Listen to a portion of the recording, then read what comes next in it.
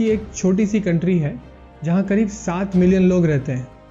सबसे इम्पॉर्टेंट बात देखने की ये है वहाँ की जो जोग्राफिकल लोकेशन है, जहाँ एक साइड मेडिटेरेनियन सी, एक तरफ सीरिया और साउथ में Israel. We are talking about Lebanon because the recent history of this country has striking resemblance to what is happening to Bharat. और उन सब इंडिकेटर से हम ये कंक्लूड कर सकते हैं कि जो लेबनान के साथ हुआ वही भारत के साथ होने वाला है। अब आप सोचेंगे कि क्या हुआ है भाई ऐसा, वो तो मैं डिटेल में बताऊंगा ही, पर ये जान लीजिए कि it's very bad, very bad. तो अगर आप ये सोच के बैठे हैं कि जैसा चलता आया है वैसा ही चलेगा और आपके बच्चों का फ्यूचर सुरक्षित है उस देश में, तो जाग जाओ। इस नींद से जितनी जल्दी जागोगे उतना अच्छा है। If we don't wake up on time, there is nothing stopping Bharat from becoming another Lebanon. Welcome to new episode of breathing history.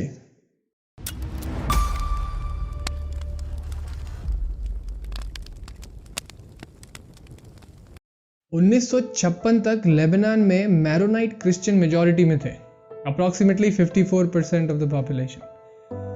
Lebanon and Israel, these were the only two democracies in the Middle East and also the only two non-Muslim countries. तो उसका जो conclusion आपको निकालना है आप निकालिए। Beirut, which was also called the Paris of the East, एक trade centre हुआ करता था और चूंकि इस कंट्री की जोग्राफिकल लोकेशन ऐसी थी कि मिडिल ईस्ट के सारे रेफ्यूजीज वहीं जाते थे। तभी तो ऑटोमन एम्पायर के समय में भी लेबनान मुस्लिम मेजॉरिटी नहीं हुआ, क्योंकि ऑटोमन एम्पायर से बच के सारे टाइप के क्रिश्चियन सेक्ट्स लेबनान की शरण में ही आए। अराउंड 1970 जब पैलेस्टाइन एक्सोडस हुआ था, तो पैलेस्टाइन के सारे मुस्लिम रेफ्यूजीज वो लेबनान गए, जबकि Islamic countries like Jordan and Iran, इन्होंने इन रेफ्यूजीज को लेने से मना कर दिया। दिस वाज स्ट्रेटेजिक, आपको पता चलेगा आगे। बट अब ये जो सब रेफ्यूजीज हैं वो लेबनान में सेटल हुए और फिर वहाँ हुआ पॉपुलेशन एक्सप्लोजन। अब इन्होंने वहाँ की डेमोक्रेटिक पोजीशंस लेना स्टार्ट कर दिया, supported by PLO and other terrorist organisations. और इंटरेस्टिंग बात यह है कि ये सारी पॉलिटिक्स ये लेफ्टिस्ट बैनर के अंदर करते थे, जबकि लेफ्ट या सेक्युलर या कम्युनिज्म से इनका कोई लेना देना ही नहीं है। और खुद को विक्टिम और हेल्पलेस प्रोजेक्ट किया जाता था, और जो लोकल नेटिव क्रिश्चियन पॉपुलेशन थी उनको अग्रेसिव राइटिस्ट टैग किया जाता था। आई होप आपको एक स्केरी सिमिलैरिटीज दिख रही होंगी, आगे और भी डरावना है। 1975 आते आते मुस्लिम पॉपुलेशन हो गई थी 44%। तब यहाँ सिविल वॉर स्टार्ट हो गया। इस टाइम क्रिश्चियन पॉपुलेशन थी 54%। Let me keep this number on the screen right here. Civil war खत्म हुआ 1990 में और तब मुस्लिम पॉपुलेशन हो गई थी 54% और क्रिश्चियन पॉपुलेशन थी 40%।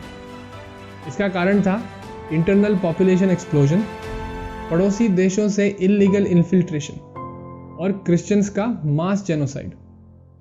1991 तक लेबनान में डेमोक्रेसी पूरी तरह खत्म हो गई थी और हिजबुल्लाह, हमास और PLO जैसे टेररिस्ट ऑर्गेनाइजेशंस वहां से अपना काम करने लगे थे। सिर्फ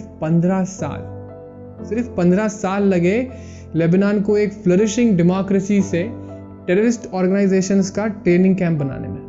अब इससे भारत का क्या लेना देना है वो देखते हैं, और वो समझने के लिए अगर मैं आपको कुछ 4 स्ट्राइकिंग सिमिलैरिटीज ही बता दूं जो वहाँ के लोकल क्रिश्चियंस ने किया था और हम कर रहे हैं आज भारत में, तो आप खुद ही समझ जाएंगे कि भारत में आने वाले समय में क्या हो सकता है।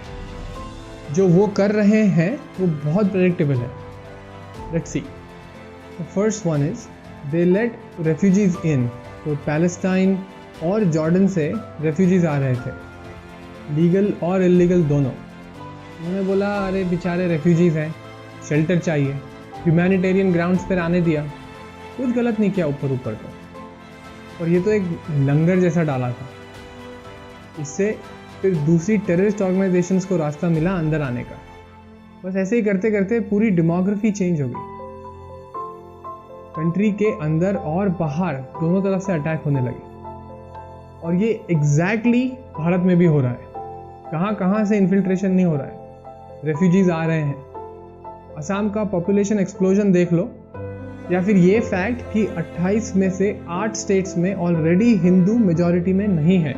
लेबनान में एक सिटी में रहने वालों को लगता था कि ये दूसरी सिटी में कुछ वायलेंस हो गया, छुटपुट इधर उधर के कुछ वायलेंट इंसिडेंसेस हैं।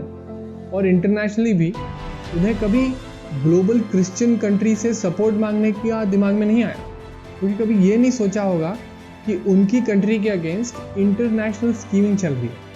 सेम भारत में भी हमको लगता है कि अरे ये राइट्स तो दिल्ली में हो रहे हैं, ये तो बेंगलोर के प्रॉब्लम है, एक्सोडस तो बंगाल में हो रहा है या कश्मीर में हुआ था, ये वहाँ के लोगों का लोकल इशू है। इट्स रिडिकुलस कि हम कितने प्रेडिक्टेबल पाथ पे चल रहे हैं, हम कितने short cited.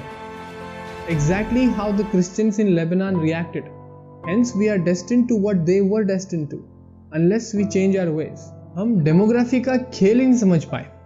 Population growth is a very important parameter जिसपे ना लेबनान के क्रिश्चियंस ने ध्यान दिया था और ना भारत के हिंदूज ध्यान दे रहे हैं। हमारा ध्यान के काय पे है, हम दो हमारे दो, या फिर ये सेंट्रल मिनिस्टर ने स्पेलिंग मिस्टेक कर दी ट्विटर पर, या फिर एक एडिटेड वीडियो सदगुरु का जिसमें उन्होंने ऐसा क्यों बोल दिया।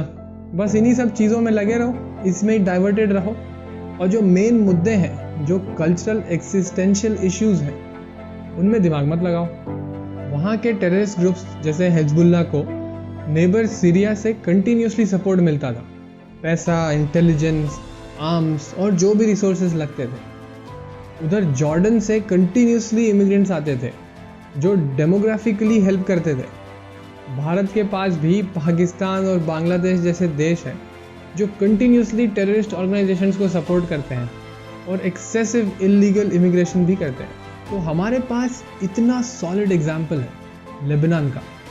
वहाँ जो हुआ है भारत में भी वो हो रहा है, और उस पर वहाँ की नेटिव पॉपुलेशन ने जैसा जैसा रिएक्ट किया था, हम भी वैसा ही रिएक्ट कर रहे हैं। तो स्वाभाविक है उनके साथ जो हुआ हमारे साथ भी वो हो सकता है। जेनोसाइड, एक्सोडस और एंड में death of democracy. I may be wrong and I hope I am wrong, but अभी तक तो ऐसा ही लग रहा है कि भारत भी उसी रास्ते पे जा रहा है जिस पे लेबनान चल रहा था। But at the same time ऐसा लग रहा है कि कहीं ना कहीं थोड़ी होप है, लोग जाग रहे हैं, अवेयर हो रहे हैं। So good to see people coming out and saying things like हमको हमारे फेस्टिवल्स मनाना मत सिखाओ। दुनिया का एक लौता देश है जहां हिंदू मेजॉरिटी में है। अगर हम यहां भी एक दूसरे को सपोर्ट नहीं करेंगे तो कहां जाओगे? Enough is enough. There is a noise of positive change. Let's make it louder, let's make it heard. Jai Hind, जय Bharat. If you like our work, please like, comment and subscribe to our channel. And don't forget to press the bell icon and share with your friends and family. This gives us a lot of encouragement and motivation. This is high time for us to unite, so please come and join the cause by filling out the Google form in the description below. And also, if you have any suggestions, please leave them in the comments below. Thank you for watching and see you in the next episode of Breathing History.